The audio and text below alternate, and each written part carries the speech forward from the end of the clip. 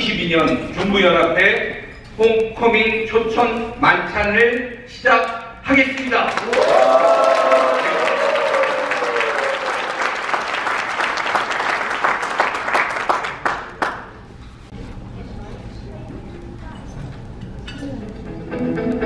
CBMC는 세계 대경제공항이 시작되던 1930년 미국 시카고에서 평신도 실업인과 전문직 종사자인 기독 실업인 7명이 모여 기도하면서 시작된 평신도 선교단체입니다.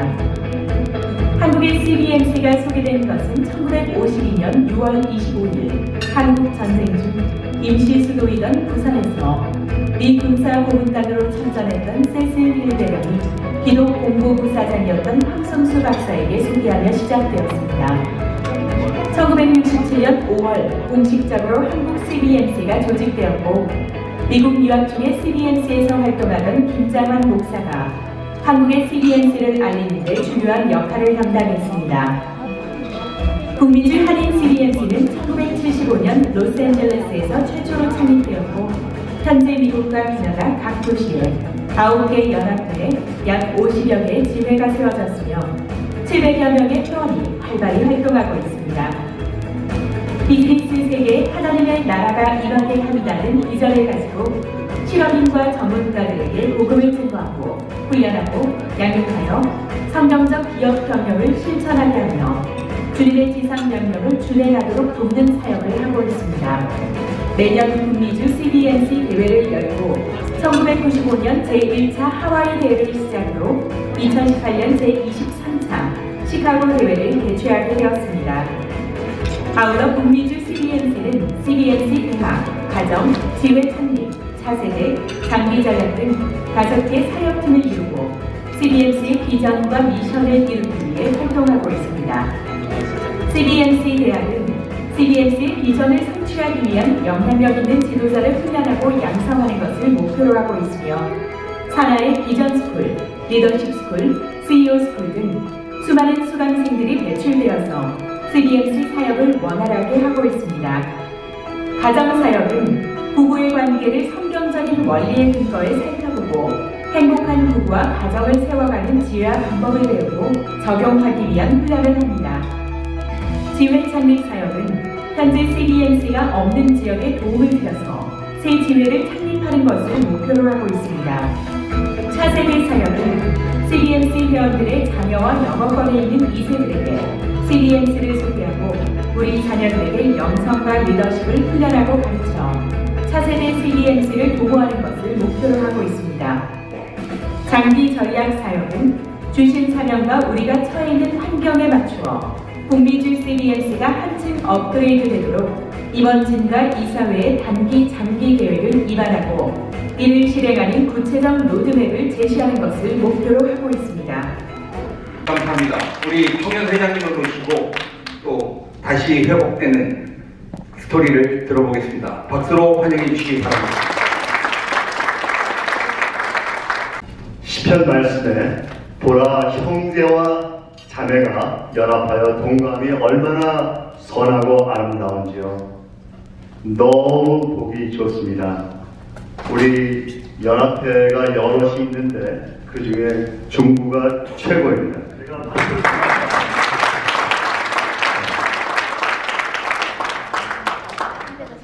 제가 있는 그 동부가 제일 잘한다고 자부심을 갖고 있었는데 오늘 박살이 났습니다. 제가 사진을 찍어 가지고 가서 우리도 이렇게 하자 하고 여러분을 초대하고 싶습니다.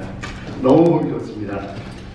오늘 홈커밍은 우리만의 죄가 아닙니다. 하나님과 우리의 재해가 되겠습니다. 우리 모임이 하나님께 영광 올리고 하나님 앞에 기뻐하는 축제의 밤이 되기를 원합니다. 여러분들 오늘 마음껏 하나님 앞에서 재롱 떠시고 우리 하나님께 우리의 기쁨을 나타내는 귀한 밤이 되기를 원합니다.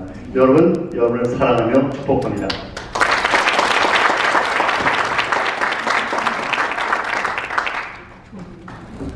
네, 감사드립니다.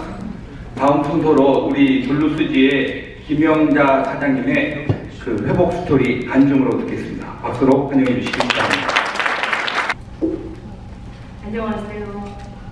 저는 들루트지회의 김영자 회원입니다. 오늘 이 자리에 주님께서 명하심으로 듣고 순종하는 마음으로 왔습니다. 6학년이 되고 보니 인생에 많은 업과 낙이 있었습니다.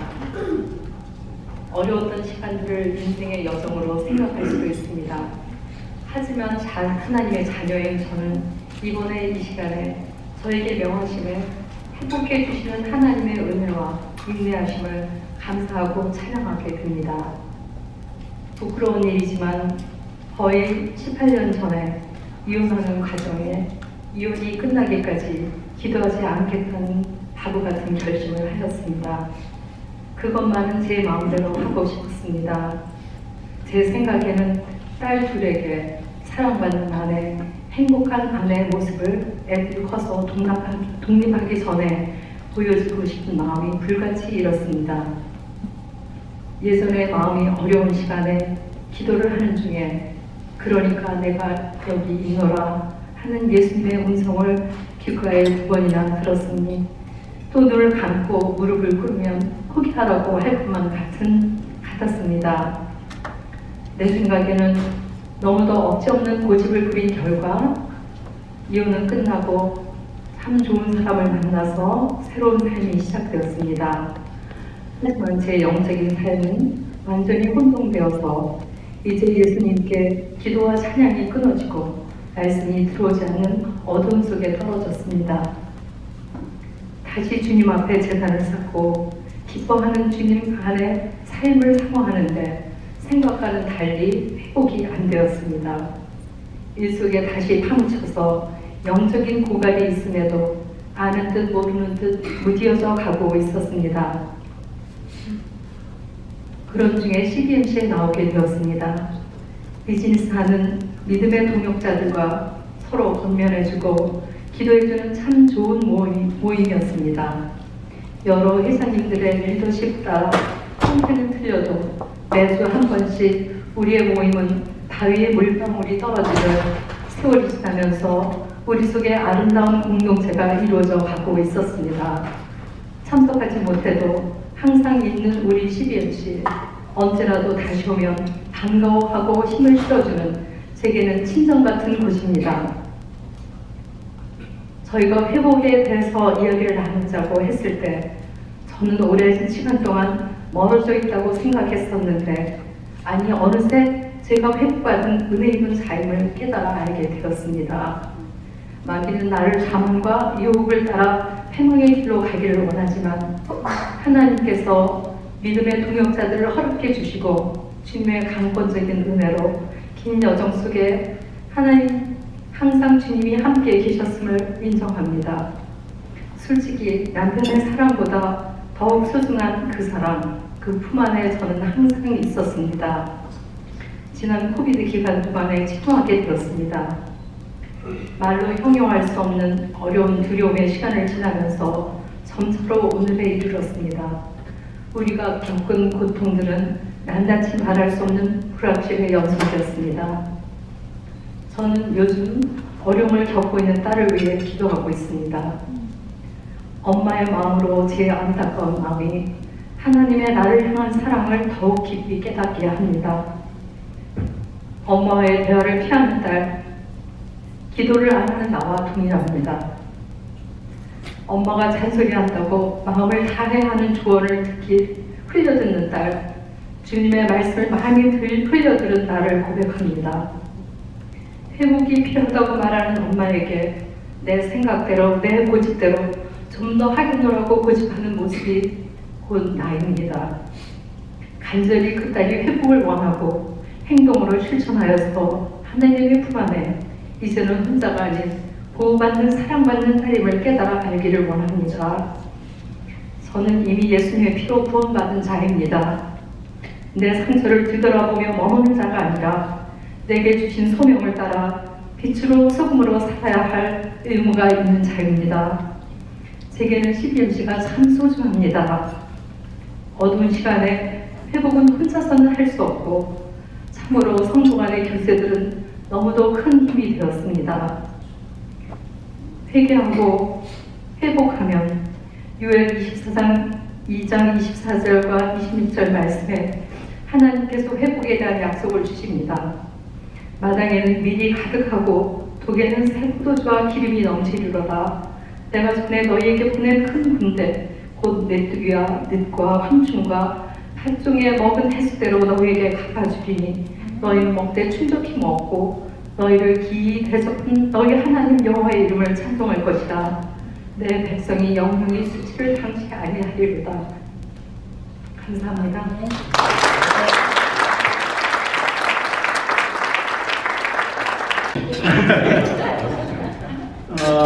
금년 연초에 우리 중부연합회 출범하면서 하나님께서 주신 말씀이 있어요. 동역자. 하나님께서 너희는 나의 동역자요 밭이요 집이라 그러신 것처럼 저희 모두가 함께하는 그런 중부연합회가 됐으면 좋겠습니다. 제가 동역자 그러시면 여러분도 동역자 하시면서 한잔 하시죠. 동역자!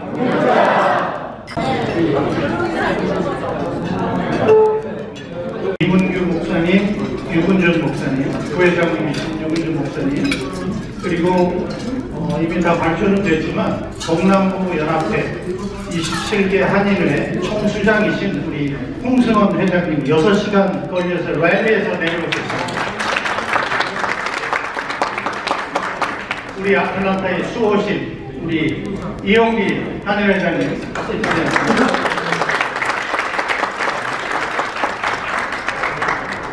오늘 특별히 우리 안선호 목사님 스벤치 개척 당시부터 저희들에게 큰 영적으로 힘이 되어주시는데 섬기는 교회 안선호 목사님 모셨습니다. 다시 한번 감사의 인사드리겠습니다. 감사합니다.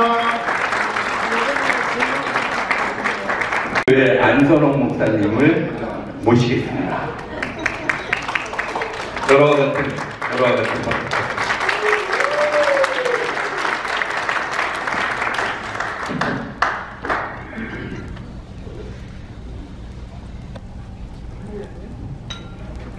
네, 반갑습니다. 저는 그 애틀랜타에서 2009년도 6월 21일에 개척해서 현재 개척한 13년 좀 넘었고요. 그때 제 동생이 여기 나루라는 섹시를 개업했거든요. 그래서 저는 개척했고 제 남동생은 개업했고 그래서 저희 어머니 아버지 가장 많이 기도하지 않으셨나요? 생각이 듭니다. 얼마 전에 저희 교회에서 이렇게 교회에서 큰 행사가 있어서 교회에서 경품을 많이 준비했거든요. 그래서 그 중에서 한 3등상 정도 되는 게 아이패드였습니다. 그러니까 저희 아이들은 그 아이패드가 너무 갖고 싶은 거예요. 근데 수백 명의 성도님들이 계시니까 그 가능성이 거의 없죠. 그런데 저희 아이가 셋인데요. 제가 44세 결혼해서 큰아이가 5학년, 4학년, 3학년 이렇습니다. 아이들이 차속에서 싸웠다는 거예요. 경품이 당첨되는 거 누가 다 가질 거냐고. 너무 웃기잖아요. 근데 제가 이제 마지막 경품 1, 2, 3등을 제가 딱 뽑았는데 저희 아이가 된 거예요. 그러니까 제가 너무 난처하고 있죠. 예를 들어 토에 놓자니 저희 아이는 너무 시험 들 것 같고 그래서 그런 일이 있었는데 제가 오늘 아무래도 경품에 제가 당첨될 것 같습니다. 여러분 시험 들지 마시기 바라고요. 제가 당첨되면 오늘은 제가 토에 놓고 가겠습니다. 네. 제가 이제 모임에 와서 제가 이제 살짝 긴장되더라고요. 저는 주일에 다녀오려는 것도 좀 긴장되는 쪽에 속하는 사람이고 올해 14년 동안 거의 5,000편 정도 설교했는데도 강대상이 익숙해지지 않아요. 그래서 참 이렇게 힘들면서도 그게 저는 은퇴할 때까지 익숙해지지 말아야지 이런 생각도 제가 듭니다. 오늘 이 자리에 청해 주셔서 너무 감사하고 저희는 정말 너무 과분한 자리고요. 그래서 기도하지 않을 수 없었습니다. 비즈니스에 하나님의 나라가 임하기를 위해서 기도하고 생각하고 적용하려고 수고해 주시는 여러 비즈니스우먼 여러분들께 진심으로 감사드립니다. 지역교회 목사로서 이렇게 생활의 영역에서 하나님의 나라를 어떻게 구현해 낼 것인가에 고민해 주는 삶이라는 것이 지역교회 그리스도인들에게 큰 기쁨이라고 생각합니다. 오늘 저도 이제 교단의 목사님들 이런저런 회의에 이렇게 많이 가보면요, 비밀입니다. 지금 목사님들 모인 자리보다 오늘이 더 은혜로운 거 있죠? 네, 비밀이에요. 다들 얼굴 표정도 너무 좋으시고 굉장히 따뜻하고 서로에 대한 존중과 또 아끼는 마음, 그 기도 같은 것들이 이렇게 되어 있는 것 같아서 저도 약간 긴장됐던 게 좀 누그러진 것 같습니다. 이제 본론으로 들어가겠습니다. 저에게 주어진 시간이 30분인 것 같은데요. 일정이 조금 벌써 늦어진 것 같아서요. 만약에 뒤에 일정이 만약에 그러면 제가 중간에 확 끊어버릴 수도 있습니다. 그러면 내년에 한 번 더 불러주시면 하도록 하겠습니다. 네. 아까 얘기하실 때 본인 그 아내 되신 선생님을 미인이라고 얘기하셨는데 오늘 제 아내가 제일 미인입니다. 저 오늘 못 데리고 왔는데 다음에 기회가 있으면 잘 데리고 하겠습니다. 제가 그 모처럼 많은 교단 목사님들 모임에 있을 때 저는 특별히 나이가 중간 정도 되고요. 저는 67년생입니다. 제 후배 목회를 보니까 이렇게 속으로 살아 돌아와줘서 너무 고맙다 이런 생각이 들었거든요. 3년 만에 이 모임을 하시면서 코로나 때문에 비즈니스가 잘 됐다는 분들도 계중이 있지만 아마도 많이 힘들지 않았을까. 그래서 아마 살아 돌아와서 고맙다라는 그런 정도적 공감대가 있지 않을까 싶습니다. 저는 일터 신학에 대한 전문가는 아닙니다. 제 나름대로 독서하고 그런 부분에 대한 이해를 좀 가져보려고 노력하는 정도죠. 그리고 저는 비즈니스를 해본 적은 없습니다. 저희 부모님들도 교편 생활을 하셨기 때문에 제가 어깨 너머로 해도 비즈니스는 저런 거구나, 저런 어려움이 있구나, 저렇게 해야 되는구나 하는 것들을 좀 경험적으로 갖고 있지 못합니다. 그럼에도 불구하고 저에게 오늘 강의를 부탁하셨는데 평소 같으면 제가 그냥 듣고 사용하는 게 제 성향인데요. 제가 그냥 네 알겠습니다 하고 했던 이유는 제가 오늘 밥이 맛있겠거니 해서 온 것 전혀 아니고요.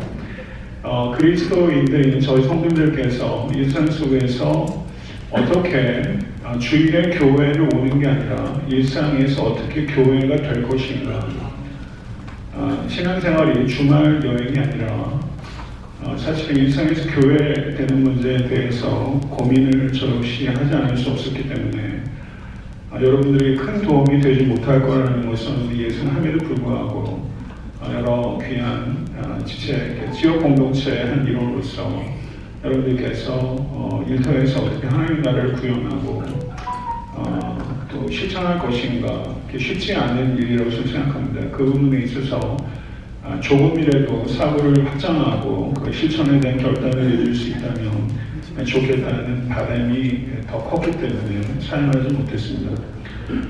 그래서 저는 오늘 예수님께서 주기도를 가르치시면서 나라가 임하옵시며 라고 기도했을 때 그 임해야 될 나라는 분명히 비즈니스가 포함된다고 저는 믿습니다. 무엇을 먹든지 마시든지 무엇을 하든지 다 하나님의 영광을 위해서 하라 했을 때 무엇을 하든지 해도 전 비즈니스 영역이 거기 있다고 확신합니다. 그러면 어떻게 우리가 비즈니스를 통해서 하나님의 나라가 임하도록 할 것이며 하나님의 영광을 나타낼 것인가? 이 질문을 우리가 하게 되지만 이 질문에 대답하기가 용이하지 않은 것 같습니다. 비즈니스는 두 가지 길이 있다고 생각합니다. 하나는 죄의 길로 향하는 다양한 유혹이 있고 하나님의 영광을 돌릴 수 있는 다양한 기회가 병존하는 영역이 비즈니스라고 생각합니다. 여러분께서도 비즈니스 하면서 중요한 결정, 그리고 추진하실 때 다양한 유혹과 다양한 기회를 경험하시는 그런 숙고의 시간들이 있을 거라고 생각합니다. 많은 분들이 비즈니스를 교회에서 좋은 일을 하려고 하는데 재원을 만드는 공급처 정도로 생각하는 경우도 있는 것 같습니다. 저는 이것은 맞는 부분이지만 대단히 미흡하고 불충분한 비즈니스에 대한 이해라고 생각합니다. 크든 작든 비즈니스를 하면서 제 아내도 일을 하는 사람이고요. 작은 어떤 오피스를 운영을 하고 있는데요. 그럼 결국은 사람도 고용해야 되고 매매도 이루어지고 그리고 관리도 해야 되고 투자도 해야 됩니다. 그러면서 여러 다채로운 형태의 경영권을 발휘하게 되는 것이죠. 그래서 비즈니스에서 우리가 경영권을 행사하는 것이 역사 우주의 진정한 경영자는 하나님이십니다. 믿으십니까?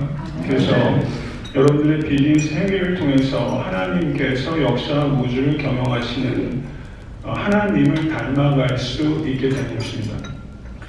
그래서 하나님을 닮아간다는 의식을 가지고 비즈니스를 해야 한다고 저는 확신합니다.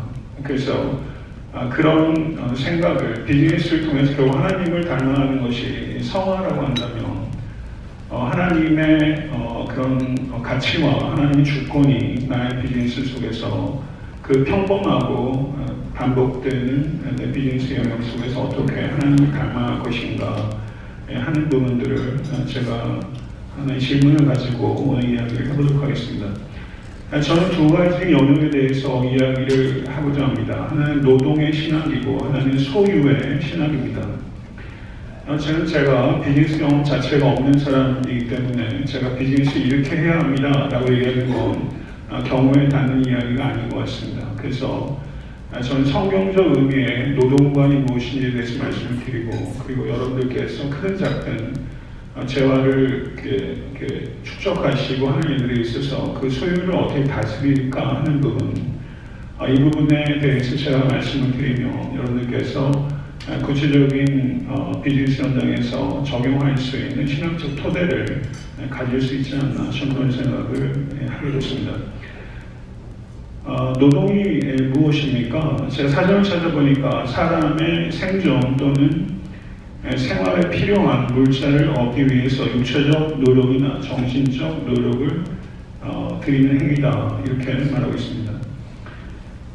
그러면 세상적인 세속적 의미의 노동은 인간의 필요나 욕구를 채우기 위한 정신적 육체적 행위가 되는 것이죠. 그렇다면 그런 사전적 의미 말고 성경적 의미의 노동과는 무엇인가 하는 것입니다.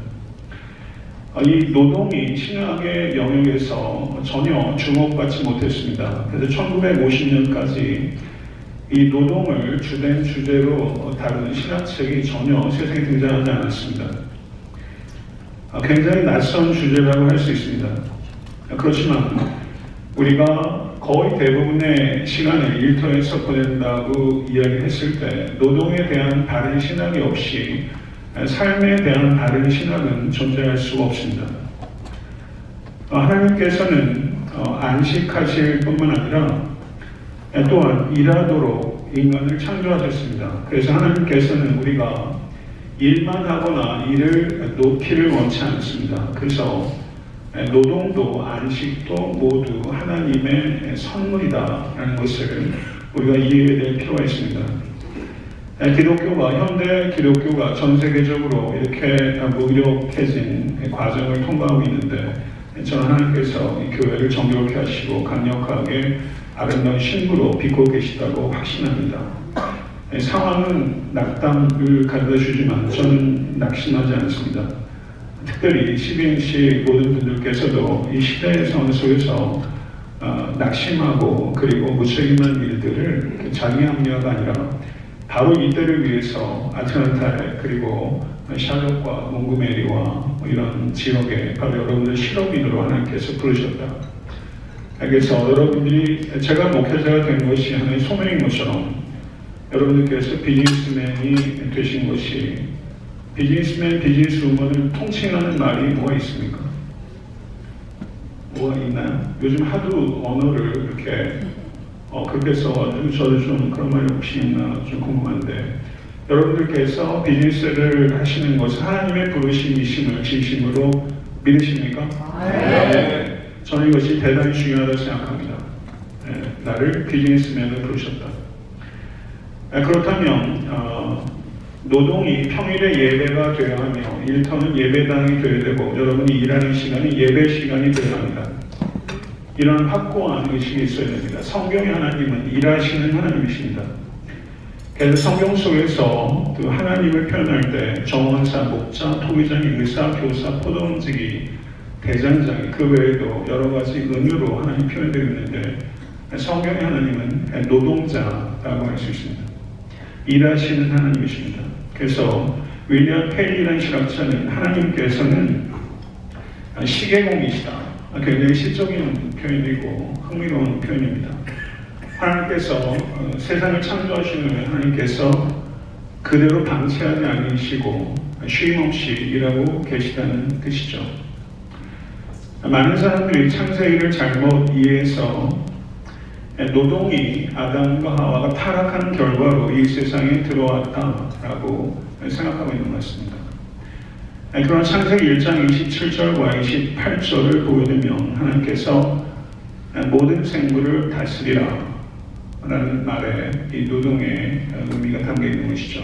창세기 2장 15절에서도 하나님께서 경작하고 지키게 하는 일을 시키심으로 인해서 하나님께서 분명히 타락 이전에도 이 땅에 노동이 존재했다는 것입니다.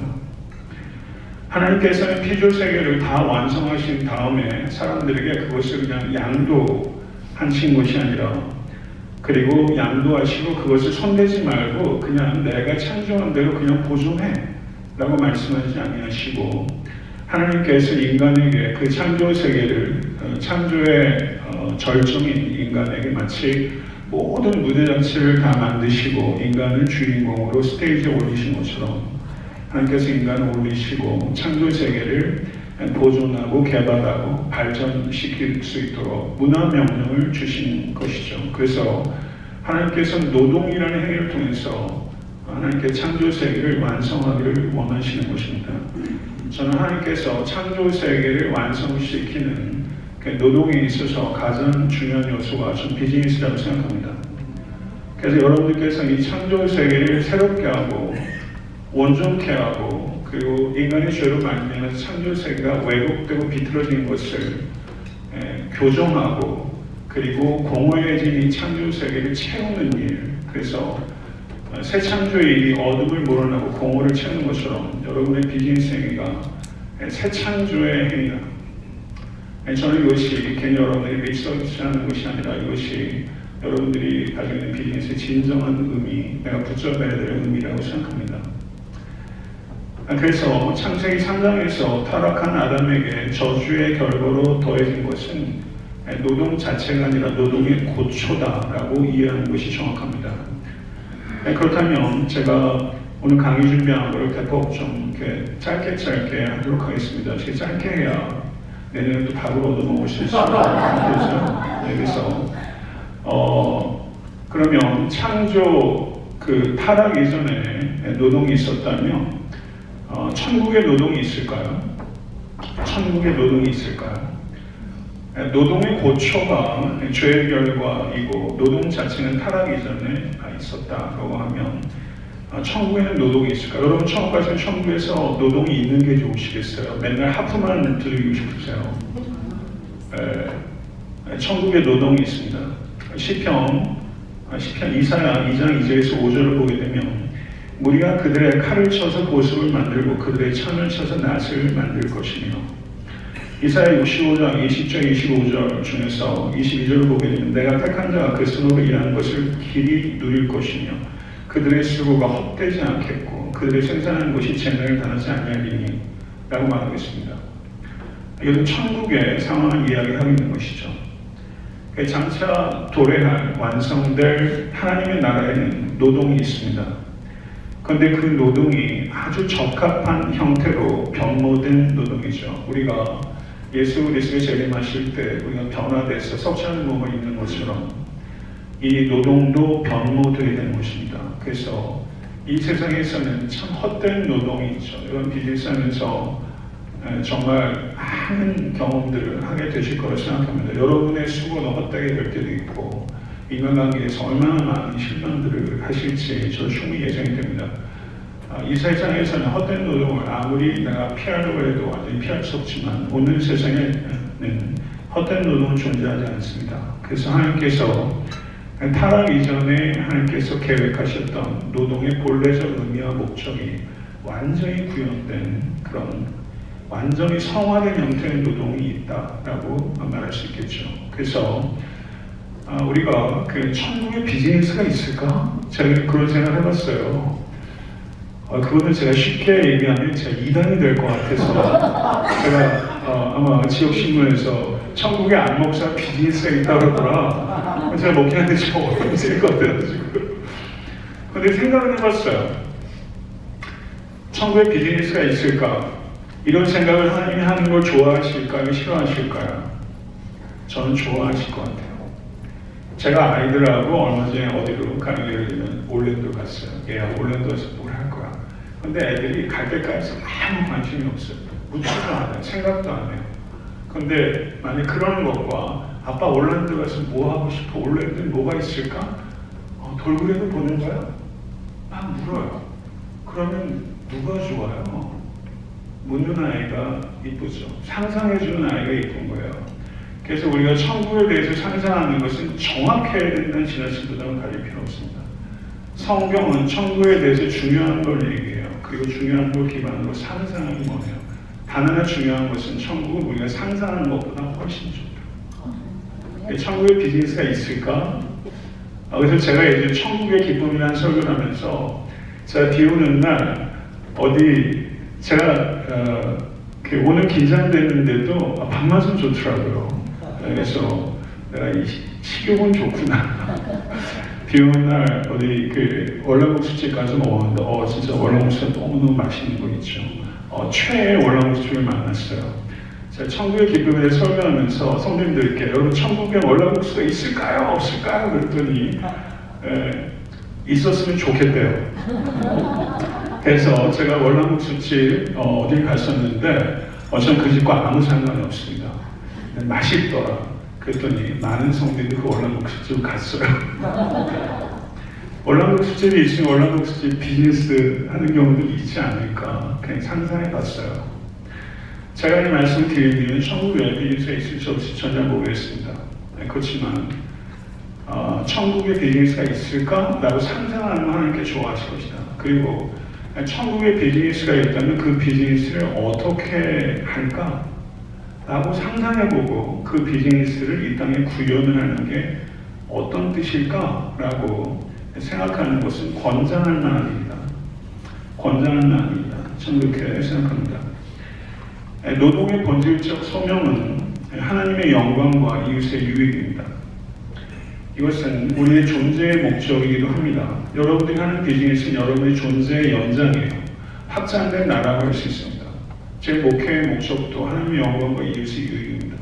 그러니까 여러분의 비즈니스의 목적도 사실은 사훈을 만약에 적는다면 하나님의 영광과 이웃의 유익인 것이죠. 여러분의 비즈니스의 진정한 CEO는 하나님이신 줄로 믿습니다. 그래서 소명은 하나님께서 우리에게 일반적으로 주신 거예요. 하나님의 영광과 이웃의 유익. 근데 하나님의 영광과 이웃의 유익을 내가 선택한 그 소명에 반응해서 선택한 게 직업이고요. 그 소명에 반응해서 선택한 것이 여러분이 하시는 비즈니스예요. 하나님의 영광과 이웃의 유익이라는 공통적이고 본질적인 소명에 내가 부응해서 식당도 하고요. 금융업도 하고요. 이런 일도 하고요. 저런 일도 하고 하는 거라고요. 여러분이 하는 비즈니스는 본질적이고 궁극적 일차적인 소명에 반응한 나의 선택이라는 것이죠.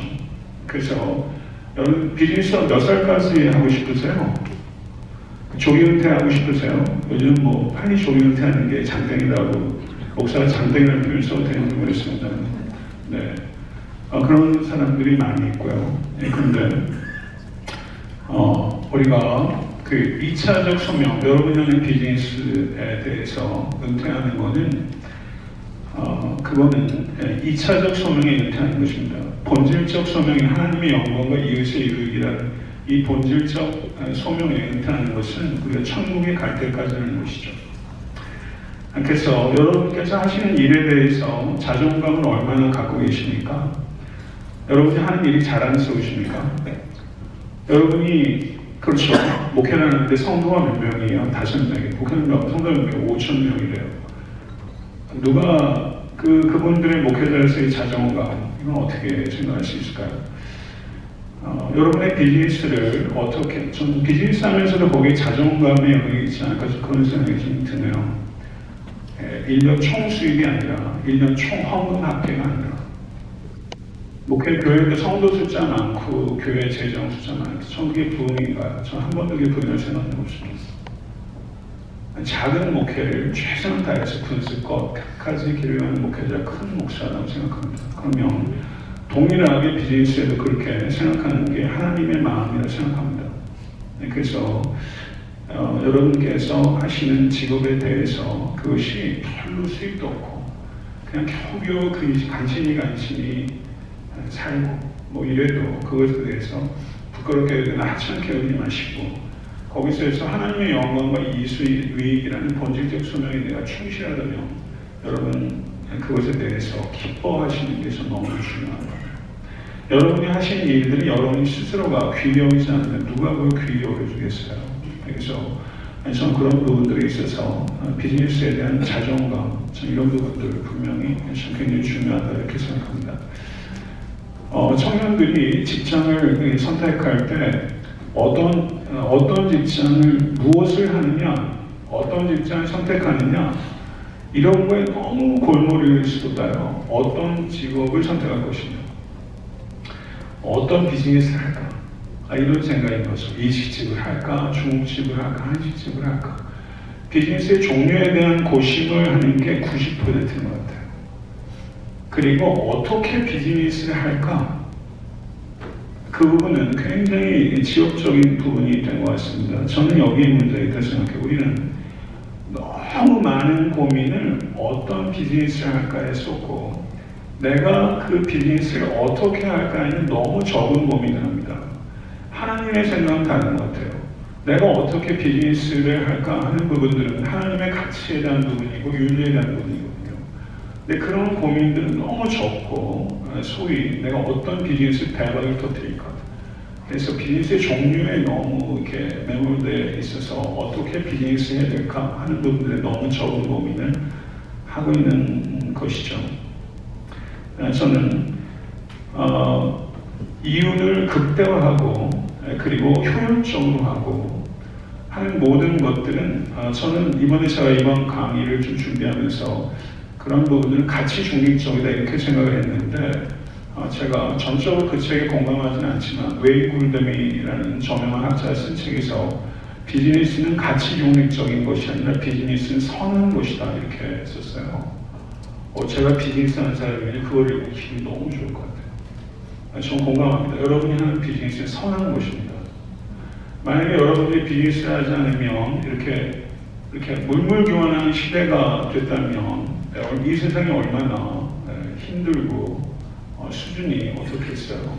그런데 비즈니스를 통해서 이렇게 많은 이런 유익들이 그 생산이 개발이 되고 또 자원이 개발이 되고 좋은 상품들이 나오고 아까 말씀드렸던 것이 비즈니스를 통해서 다양한 유혹에 빠지기도 하지만 다양한 기회를 창출한다고 이야기했죠.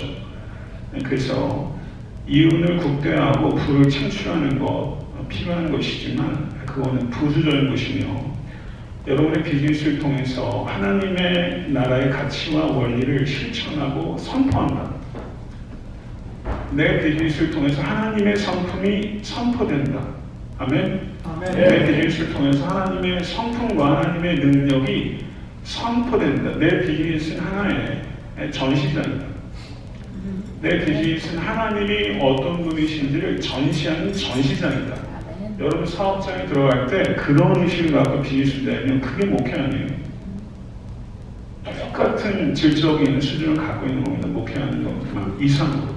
사실은요. 그래서 저는 여러분들께서 특별히 코로나를 통해서 여러분들이 아까 말씀하실 때 이전으로 돌아가는 것이 아니라 회복의 문제를 얘기하면서 우리는 단지 백투 노멀로 가는 것이 아니라 우리는 다른 차원으로 회복돼야 되지 않습니까? 그래서 저는 코로나 전과 후에 비즈니스에 대한 생각과 비전과 방법 자체가 달라야 된다. 이게 목사로서 저도 고민인데요. 그래서 더 많은 이익을 내 주머니에가 아니라 더 많은 영광을 하나님께, 더 많은 영광을 하나님께. 저는 한번 따라해보시겠습니까? 더 많은 영광을 하나님께. 더 많은 영광을 하나님께. 목회를 몇 년 할 수 있을까요? 제가 반환점 돌았거든요. 55세. 앞으로 온 만큼 가는데요.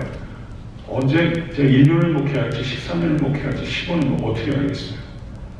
저는 1년을 목회할 수 있다고 생각하고 목회하는 게 맞다고 생각하고요. 여러분들이 주신 비즈니스 그 소명, 여러분 뭐 언제까지 비즈니스를 한다고 생각해서 긴박감을 가지십시오. 그래서 여러분들이 정말 그 비즈니스에서 긴박감을 가지고 나는 재화를 목적으로 하지 않는다. 재화가 소용없다는 게 아닙니다. 재화를 통해서 하나님의 일을 많이 할 수 있죠. 근데 목적은 하나님의 영광이다. 더 많은 영광 하나님께. 이 부분에 있어서 완전히 의식의 전환이 일어나면 거기에 합당한 비즈니스의 방법론은 그냥 나오는 거라고 저는 생각합니다. 아멘. 네. 이제 제가 소유의 신학에 대해서 말씀을 드리겠습니다. 제가 최대한 짧게 하겠습니다. 저는 소유의 신학, 성경은요 어느 주제보다 돈과 소유에 대한 말씀이 많습니다. 그래서 충분히 정확히 가르치고 있어요. 하나님께서 부자를 미워하시나요? 아닙니다. 하나님께서 가난한 자를 편애하시나요? 그렇지 않아요. 하나님 누구를 편애하지 않습니다. 그런데 하나님께서 혐오하는 부가 있어요. 이스라엘이 패망한 원인은 두 가지입니다. 우상 숭배가 있고요. 두 번째는 약자들에 대한 억압과 착취였어요. 경제적 범죄가 이스라엘이 패망한 두 가지 이유가 있는데 그걸 우리가 놓쳐요.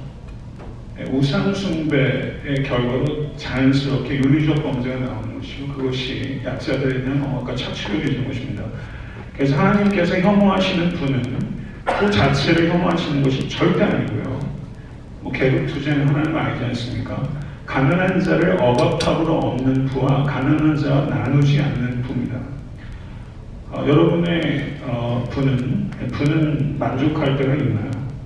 조금만 더 하게 되는 것이죠. 그래서 이 나누지 않는 부에 대해서 깊이 생각할 수 있기를 원합니다. 약대가 반을 비워 나가는 것이 부자 하나님의 나라에 들어가는 없다 쉬우니라. 이 말씀은 이 돈이 위험하다는 겁니다. 돈이 위험하다. 돈이 칼보다 위험합니다. 돈이 불보다 위험합니다. 돈이 굉장히 위험하다는 것을 정말 여러분 돈 가지고 잘 다르죠. 그래서 너무 위험한 겁니다. 돈이 위험한 것은 첫째 마음을 높이는 것이고 둘째 돈을 의지하는 것입니다. 이 두 가지가 돈의 위험성이에요. 저는 여러분이 다 부자 됐으면 좋겠어요. 아멘. 다 부자 되십시오. 이 땅에서도 그렇지만 천국의 창고에 정말 많은 것들을 쌓으실 수 있길 바라는데 부자의 정의는 뭐냐면요. 저를 한번 따라해 보시죠. 돈의 한계를 아는 사람. 정말 탁월한 학자는요. 자기 지식의 한계를 아는 사람이에요. 소장학자는요. 다 아는 것 같아요. 그래서 삼류 소설가는요. 소설을 뭐 자기가 아는 거 다 집어넣어요. 다 집어넣어요. 근데 인류 소설가는요. 다 빼요. 다 뺀다고요. 한계를 아는 거예요. 그래서 이렇게 모든 학문에서 인트로덕션에 관계된 초급 인문서를 쓰는 사람은 사실 그 모든 제학문에 가장 탁월한 사람이죠. 저는 여러분들이 돈의 한계를 아는 부자가 됐으면 좋겠습니다. 믿음은 위치를 바로잡는 것입니다. 위로는 하나님을 섬기고 옆으로는 사람을 사랑하고 아래로는 돈을 사랑하는 사람이에요. 그래서 초대교회 성도들이 이렇게 자기의 소유를 팔아 사도들의 발 앞에 두니라 라고 말씀하고 있습니다. 돈의 위치는 발 아래 넣어야 돼요. 근데 돈을 머리에 이고 사니까 이게 뒤죽박죽이 되는 거예요. 사람을 사랑하고 돈을 사용해야 되는데 돈을 사랑하고 사람을 사용합니다. 사람을 사용한다고요. 비즈니스에서. 심지어 교회조차도 담임 목사, 부목사를 사용한다고요. 그렇지 않습니까? 표현이 좀 듣기 불편하지만 실제 그런 이유들이 많죠. 우리가 사랑을 사랑해야 되는데 이게 뒤집힙니다. 그래서 저는 여러분들께서 물질적인 축복을 누리실 때 많은 경우에 여러분처럼 하나님의 나라의 가치를 가지고 아까 누가 말씀하실 때 김영자 집사님 저에게 성도신데 오늘 가질 때 너무 은혜 받았어요. 자랑스럽습니다. 네, 너무 진솔하고 하나님의 마음이 느껴지는데 비즈니스 하면서 계속 업앤다운이 있죠. 업앤다운이 있는데 정말 저는 여러분들께서 하나님을 사랑하고 사람을 사랑하고 돈을 사용하실 수 있기를 바랍니다. 네, 이런 위치가 흔들리면요 돈 때문에 교만해지는 것을 피할 재간이 없습니다. 돈이 들어가서 오염되지 않는 사람 보셨습니까? 정말 드물어요. 목회자들 한번 보십시오. 돈 싫어하는 사람이 있나요? 목회자에게 돈이 얼마나 위험합니까? 목회자에게 위험하는 비즈니스맨에게는 얼마나 위험하겠어요? 여러분, 성경은 소유가 죄가 아니라 소유를 다스리지 못하는 게 죄다. 그래서 여러분들이 소유를 다스릴 줄 알아야 된다는 것이죠. 소유를 다스릴 줄 알아야 되는데 소유를 다스리는데 두 가지 방법이 있습니다. 드림과 나눔이에요. 저는 여러분들이 저희 교회 성도들이 여기 거의 없으시고 두 사람 계시니까 제가 그냥 마음 놓고 얘기할게요. 여러분 정직한 11조 들으십니까? 정직한 11조. 예수님이 11조 생각하셨습니까? 하셨습니다. 마태복음 23장 23절을 보시면 예수님이 11조를 안 드렸으면요 유대인들이 내버려두지 않았을 거예요. 그러면 왜 신약성에 11조에 언급이 없는 줄 아십니까? 비교적 굉장히 드문 이유가 뭔지 아세요? 11조는 기본이었기 때문이에요. 초대교회 성도들에게 있어서 11조는 상한선이 아닙니다. 출발선입니다. 초대교회 성도들은 훨씬 가난했습니다. 훨씬 고된 삶을 살았어요. 근데 훨씬 많이 드렸어요. 그래서 은혜로 예물을 드린다는 것은 드리고 싶을 때 드리고 싶은 만큼 드리는 게 아닙니다. 은혜의 수준은요 율법의 수준보다 훨씬 뛰어넘습니다. 은혜가 아니면 유물상통의 삶을 나눌 수 없어요. 여러분 한 달 수입이 10만 불인 사람이 10,000 불을 드렸습니다. 한 달 수입이 10,000 불인 분이 1,000불을 11조로 드렸어요. 10,000 불을 드린 성도가 10배를 드렸죠. 사람은요 10배 드린 헌금을 봅니다. 그런데 하나님은요 남긴 것도 보세요. 10만 불에 10,000 불을 드린 셈 9만 불을 남긴 거예요. 10,000 불에 1,000불 드린 9,000불을 남긴 거죠. 하나님께서 남긴 것도 보신다는 거예요. 그래서 저는 여러분들이 사업 계획을 세우는 것만큼 헌금 계획을 세워라. 여기 목사님이 제가 이런 얘기하니까 너무 좋으시죠?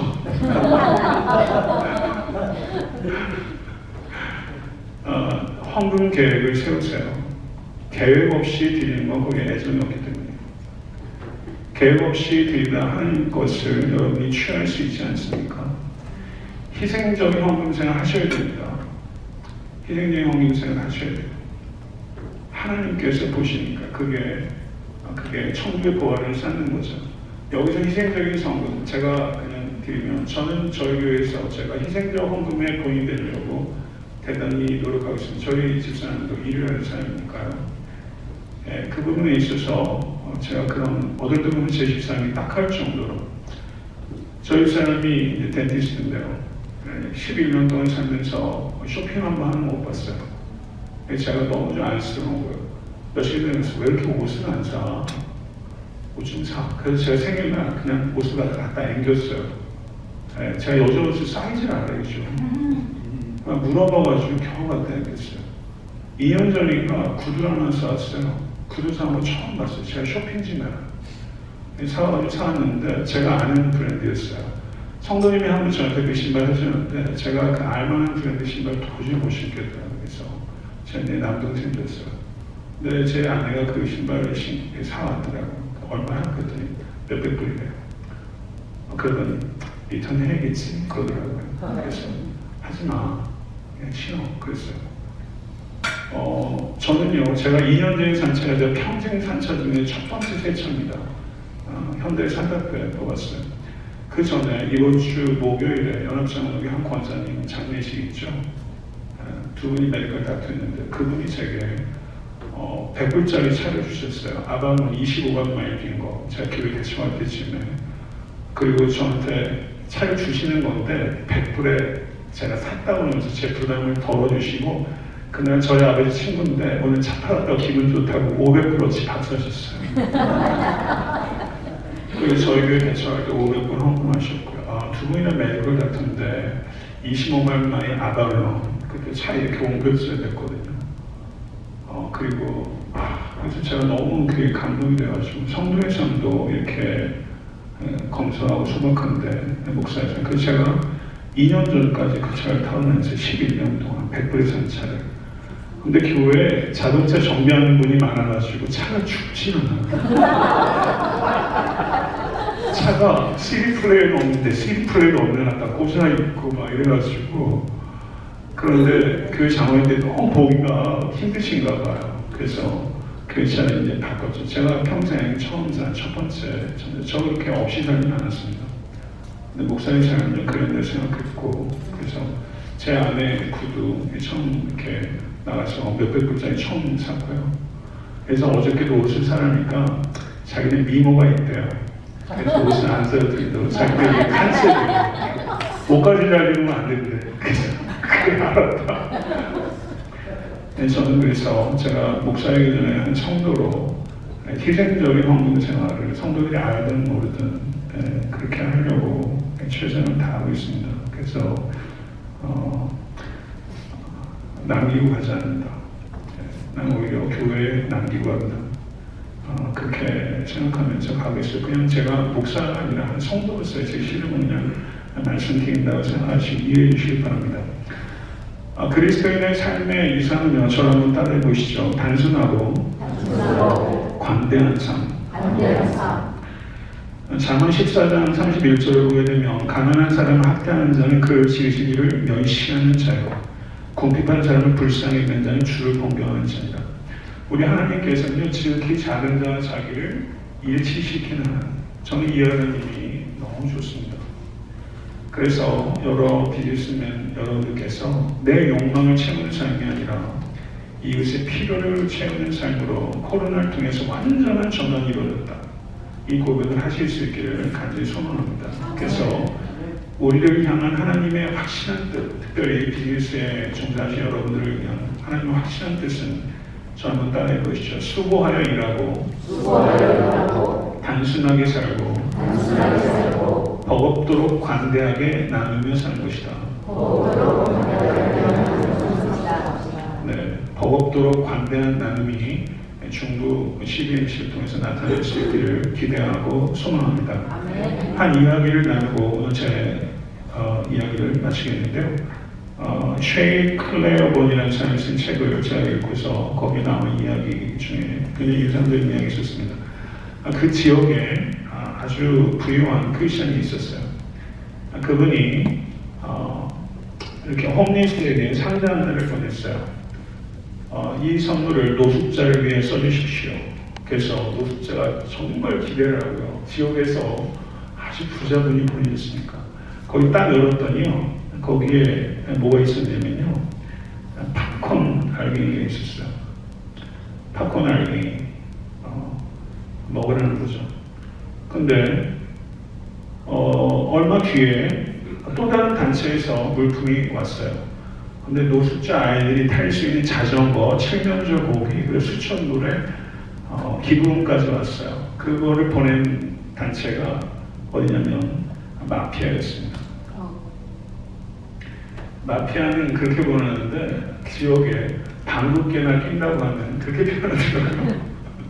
크리스천 기업가 보낸 건 팝콘 알갱이였어요. 저는 기독교인들이 팝콘을 보낼까 많다고 생각합니다. 저는 정말 그런 부분들을 우리가 팝콘 보내면서 사진 찍는 거 좋아한다고. 전 중부 CBMC가 자전거와 칠면조 고기와 기대를 뛰어넘는, 사람이 감동이 될 때면요, 요 정도 할 거야 라는 걸 뛰어넘어야 기억이 되고 감동이 됩니다. 기억이 안 되면 감동이 없어요. 오늘 제가 하는 말을 기억 못하면 감동이 1도 없는 거예요. 기억하지 못하면 변화는 없습니다. 기억은 기대 수준을 뛰어넘어야 돼요. 저는 CBMC가 그렇게 좀 기대 수준을 뛰어넘어가지고 이 지역사회에 좀 이렇게 기쁨을 좀 주는 단체가 됐으면 좋겠습니다. 오늘 보니까 그렇게 하루 남아 여러분들 충분히 할 수 있습니다. 오늘 전달한 내용들을 제가 간략하게 요약하겠습니다. 여러분들의 경험을 통해서 우주와 역사를 경영하신 하나님을 닮아가는 것이다. 아멘. 비즈니스는 교회를 단지 재정적으로 지원하기 위한 큰 손이 되려는 것이 아니라 하나님의 영광을 드러내고 하나님의 가치를 구현하는 전시장이다. 아멘. 그렇게 될 때 비즈니스 현장은 예배당이고 비즈니스 하는 시간은 예배 시간과 질적으로 같아지는 것입니다. 그래서 나의 궁극적인 비즈니스 목적은 하나님의 영광과 이웃의 유익이다. 나는 언젠가 은퇴해서 비즈니스에서 물러나겠지만 본업인 하나님의 영광에서는 물러나지 않는다. 나는 무엇을 경영하느냐보다 어떻게 경영하느냐에 실행하겠다는 결단을 하십시오. 그래서 코로나 이후, 코로나 전 더 많은 영광을 하나님께, 이것이 여러분의 모토가 되실 수 있기를 바라며 소유를 다스리시는 정말 멋있는 비즈니스맨 되십시오. 제 선배가 저거 비즈니스하러 데리고오셨어요. 한국에 있을 때. 신학하지 말고. 제가 은퇴하면 비즈니스를 또 하게 될지 모르겠어요. 네, 비즈니스 진짜 해볼 만한 거 아닙니까? 그래서 소유를 잘 다스리시는 최고의 멋진 비즈니스맨이 되실 수 있기를 간절히 축원합니다. 그래서 물질로 섬긴다. 나는 단순하게 살고 버겁도록 관대하게 나누며 산다. 하나님 구워주시옵소서. 떳떳하게 하나님의 축복을 구하실 수 있는 여러분들일 수 있기를 우리 예수 그리스도 간절히 축원합니다. 기도하겠습니다. 존귀하신 주님, 비즈니스는 먹고 살기 위해서 생활 수준을 높이기 위해서 하는 것이 아니라 하나님의 영광과 이웃의 일을 위해서 나에게 주신 소명임을 아멘으로 받아들입니다. 정말 받아들일 때 이제 비즈니스를 어떻게 할 것인가 하는 것은 자연스럽게 하나님께서 지혜를 주실 것이고 이 땅에서도 복된 삶을 살게 될 것이며 하나님 영원한 나라를 표현하는 전시장으로 모든 분들의 사업장이 될 수 있도록 은혜 허락하여 주시옵소서. 예수 그리스도로 축복하며 기도드립니다. 아멘. 감사합니다.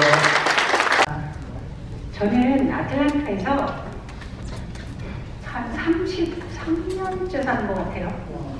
예, 좀 넘늙었죠. 부동산을 26년째 하고 있어요. 이 찬양에서 들으신 것처럼 이 산지를 내게 주소서 하고 되게 크게 요구했는데 이거 누가 요구한 건지 아세요? 누가 누구한테 요구했나요? 갈렙이 누구한테 요구했어요? 여호수아한테.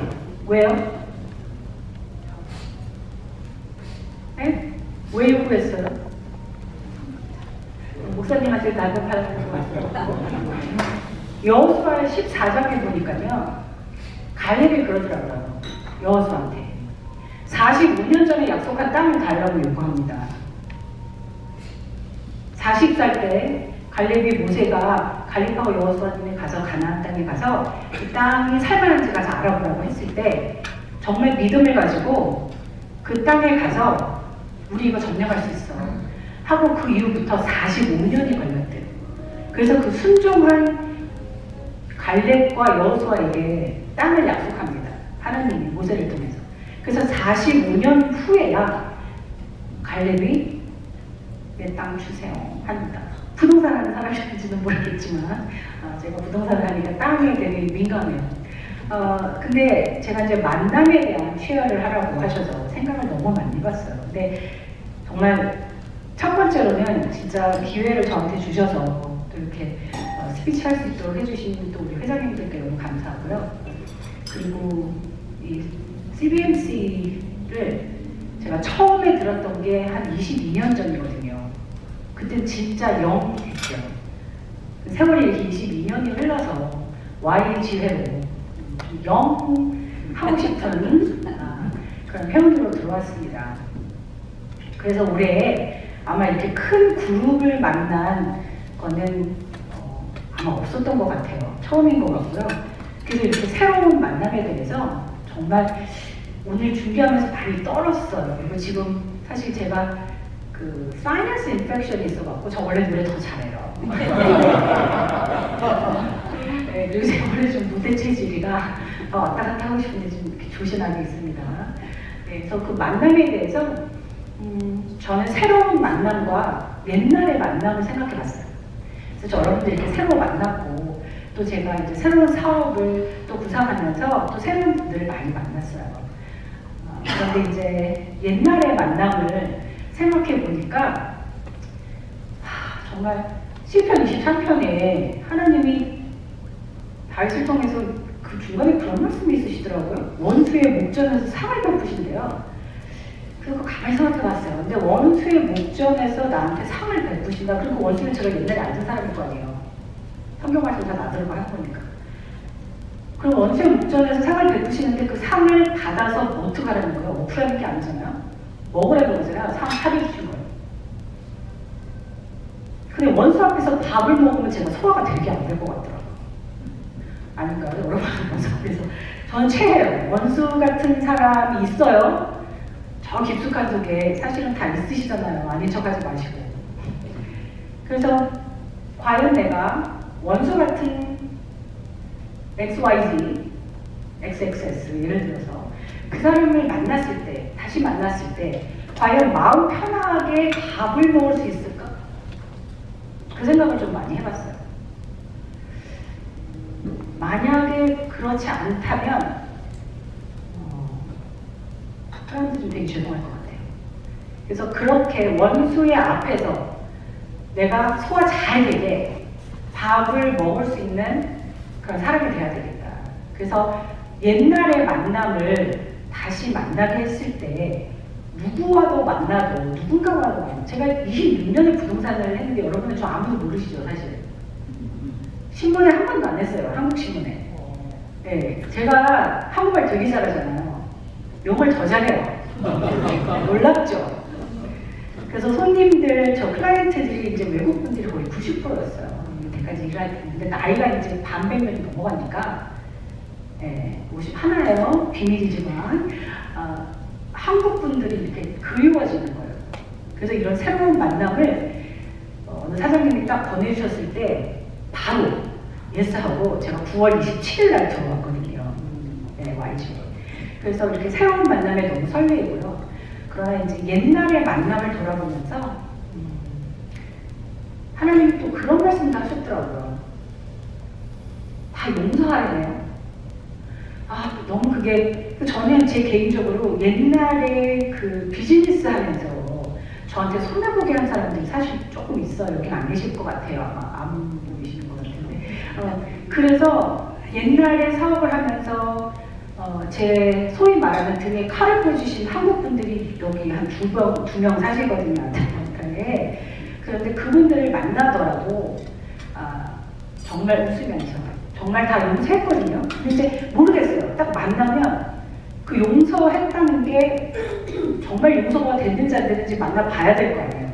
그래서 여러분들도 새로운 만남이 더욱더 이루어지고 주님 안에서 그리고 옛날 만남도 그게 좋은 만남이었다 아니면 원수를 다시 만났다 하나님한테 영광 돌리는 그런 모든 만남이 되시길 바랍니다. 감사합니다.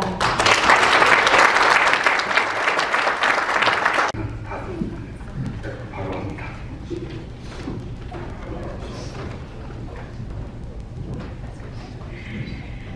여러분 반갑습니다.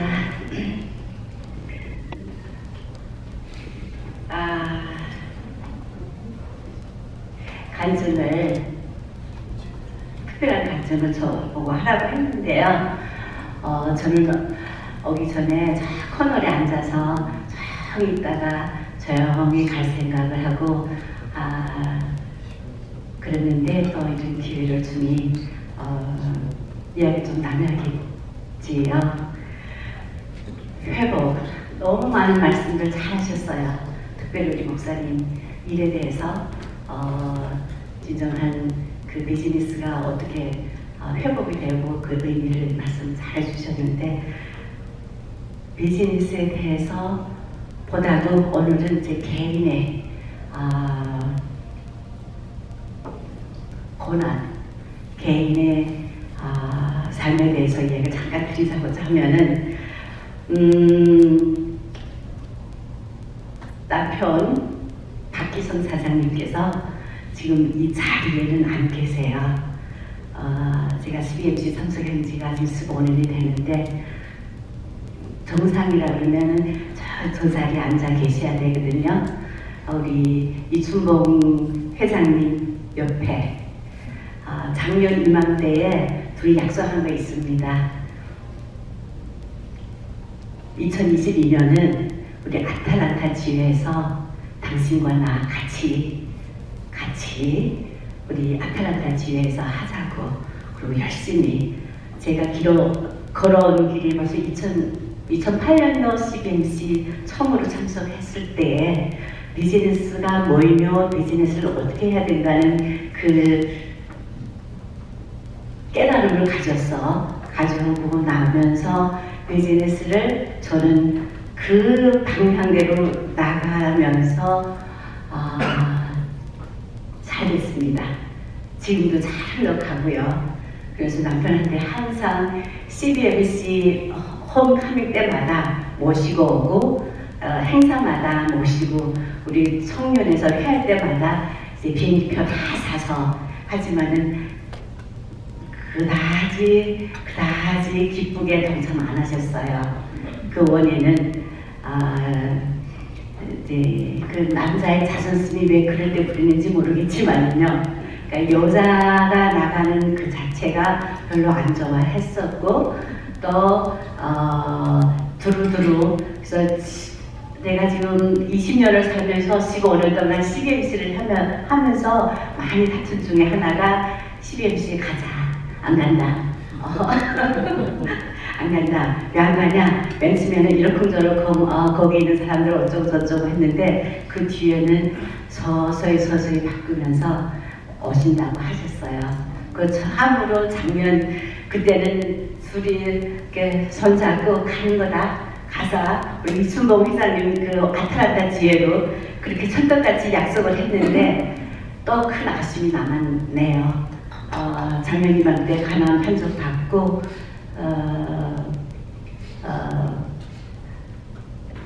정말 많이 노력해서 자연 치료를 치료한다고 이제 한국으로 떠나서 지리산에 가셔서 자연 치유를 하신다고 가셨어요. 그래서 제가 곧바로 한 달 뒤를 따라가면서 그 큰 백에다가 운동복만 잔뜩 가지고 떠나서 LA 가서 우리 그때 청년 지회회 끝나고 나서 가는 길에 응급실로 들어가셨어요. 그 뒤로 일어나지 못하고 또 그대로 이제 가셨는데 원망 많이 했습니다. 한 걸 뭐죠? 그렇게 약속했으면 약속대로 해야지. 왜 그래? 그리고 그렇게 힘들게 이렇게 써왔으면은 그런데 말씀대로 임명제천이라고 있습니다. 원망, 그 다음에 미움도 곁들어지더라고. 그 기간에 그 오랜 세월에 왜 그렇게 하셨나. 그런데 지금은 아닙니다. 왜? 제가 많이 힘들더라고요. 그래서 지난 한 3개월은 생각도 잘 안 되고 힘도 빠지고 5월 8일 날 돌아가시고 한국에서 장례식하고 미국에 와서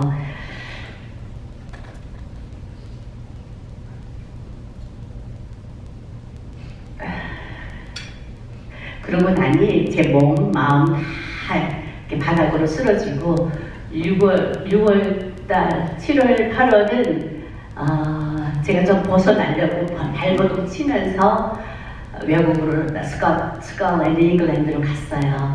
갔는데 거기서도 쓰러지더라고요. 그래서 그냥 몸이 안 따라주는 거예요. 7월달, 8월달은 진짜 일어나기도 좀 힘들 정도로 또 오면서 또 코로나까지 또 가지고 와서 이렇게 쓰러지고 나면서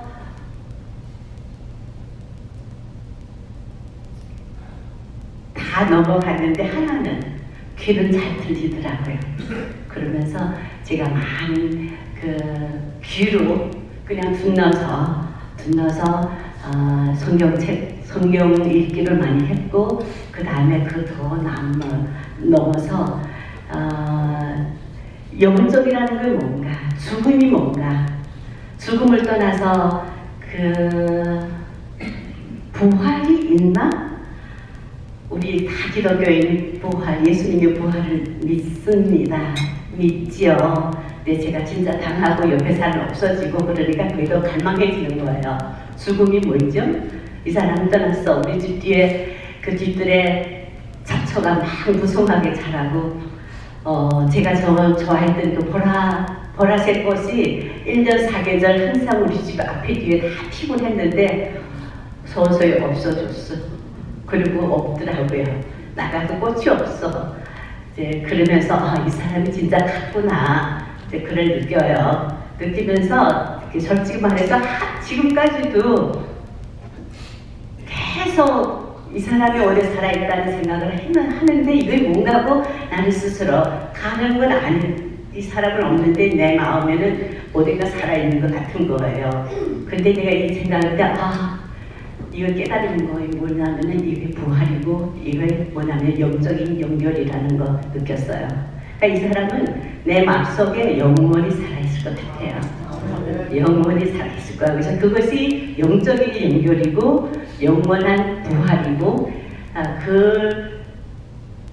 옛날에 그렇게 많이 아팠던 거 이사 말씀하셨죠. 우리 기독교는 비즈니스는 나의 삶이고 또 나의 선교지라는 거 우리 다 알고 있어요. 우리 여기 있는 CBN 다 알아요. 선교지입니다. 성스러운 이런 예배당이고요. 아침부터 저녁까지 이거는 그런데 불구하고 돈을 어떻게 써야 되느냐 목사님 말씀하셨지만은 100불 벌었으면 우리 남편은 어떻게 120불 쓰시는 분이세요. 100불 벌어서 120불 써요. 그럼 어떻게 되죠? 당연하죠. 또 어떻게 크게 퍼줘요. 많은 사람한테 여기 지금 그 증거가 다 있어. 교회 가면 교인들한테 다 펴주고 사회적으로 활동을 사회에서 다 펴주고 그 때문에 거기 있는 그런 건 아니지. 그쵸? 그 자기의 삶을 저 거기서도 많이 이렇게 미운 점도 있고 이제 그랬는데 지금 와서 내가 뒤돌아보니 그 우리 또 남편의 장점이더라고요. 퍼줘야 되겠습니다. 자, 제가 비즈니스도 잘 되는 거 하나님의 은혜고요.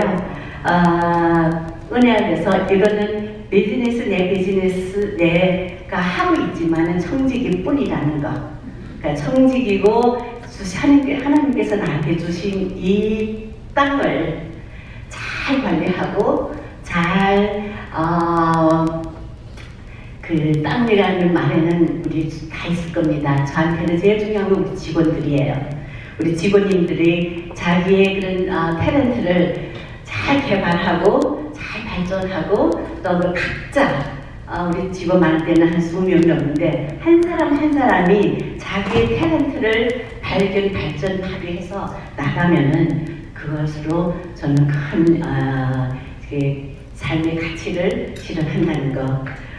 최근에 와서 제가 진정한 회복이 뭐냐고 회복에 대해서 이야기할 때 저는 이렇게 생각해요. 진정한 회복이라는 건 내가 누구라는 것을 확실하게 깨달아야 된다는 거. 우리가 누구죠? Who I am, who are you? 할 때 저는 이 말이 너무 좋아요. 우리의 참 모습으로 참 모습, 참 아름다운 모습으로 돌아가자는 거예요. 당신 예쁩니까? 당신 자기 스스로가 어떻게 생각하시죠? 그래서 그럼 참 모습은 뭐이죠? 저의 생각에는 우리는 어떻게 창조됐는가? We are created by the image of the God. 하나님의 영상대로 만들어진 우리입니다. 그럼 하나님의 그런 참된 모습이 뭐죠? 저는 그 안에 창조성을 가지고 있고 진정한 자유를 가지고 있고 또 진정한 마음의 평안을 가지고 있는 그 사람, 그 마음, 그 표정, 그 얼굴, 그 웃음이 진정한 우리의 참 모습이라고 생각해요. 그러면 그 참 모습, 이번에 제가 제일 좋아하는 그 철학가가 칸트가 있어요. 그분이 그 참 자유, 참 그 평안에 대해서 저는 참 말씀 잘했다고 봐요. 당연히 우리 저기 위에 계시고 저 넓게 계시는 우리 예수님은 번복인데 따라갈 사람이지만은 이 칸트가 말하는 건 하늘에는 반짝이는 별이 있고 내 가슴에는 빛나는 뭐죠? 양심이 있다는 거예요. 그 양심, 영적, 성스러운 것 저는 다 일맥상통이라고 생각하면서 그 참 모습으로 돌아가자. 그러면 내가 참 모습이면 당신 여러분들도 참 모습. 네, 그럴 때는 참 난 그 이대로가 자유로운 거예요. 돈 따라가는 게 아니고 참 자유하고 참 평안, 그리고 내가 이 세상에 태어났을 때 크리에이티브한 그 모습을 끝까지 가지고 가는데 안 될 때가 많죠. 그래서 우리가 회복이 필요하고, 그래서 우리가 진정으로 부활이 필요하다고 저는 생각이 듭니다. 마지막으로 제가 한국에, 사실 저는 중국에서 태어났고 중국의 문화에도 익숙해 돼 있어요. 지금 중국말을 하려고 하면 더 잘 수도 있는데요. 왠지 모르게 저는 한국말, 한국 이 정서가 또 너무 좋은 거예요. 그래서 어렸을 때부터 우리 아버지가 교육이 있었을지도 모르지만은 오늘 내가 특별한 한 사람을 띄울 거예요. 왜냐하면 그분도 별에 대한 이야기를 너무 많이 했어요. 별의 그 참다운 아름다움을 누구시나는 윤동숙 시인님. 다 아세요. 저는 뒤늦게 알았어요. 사실 미국에 와서 한국의 문화를 입하면서 이분이 그 시를 만나면서 우리 소씨 다 아시잖아요. 중학교 때 교재도 있다 그러더라고요. 저는 몰랐지만은. 그런데 이 시를 우리 같이 읽어보면서 제가 마무리할까요? 간단하게 생각하면 자 같이 읽을까요? 볼까요? 자, 시작! 하늘을 걸어 한점 돌아오시기 세인 바람에도 나는 괴로웠다. 너를 노래하는 마음으로 모든 조사를 사랑해야 해. 그리고 나한테 주어지기를 돌아가야 한다. 얼마에도 가슴에 스치운다. 왠지 모르겠어요. 저 이거 말 읽으면 눈물 나요. 정말 이제 자 이제 보세요. 별을 노래하는 마음으로 모든 죽어가는 것을 사랑해야지.